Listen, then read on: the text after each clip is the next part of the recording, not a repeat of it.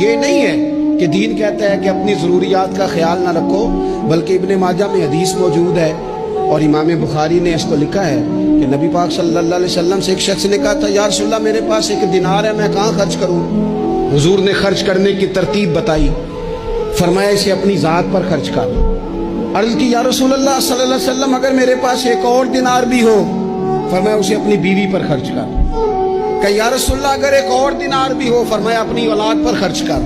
یا رسول اللہ اگر 1 اور دینار بھی ہو؟ فرمایا خادم پر خرچ کر، اپنے غلام پر خرچ کر، اپنے ملازم پر خرچ کر۔ یا رسول اللہ اگر 1 اور بھی ہو؟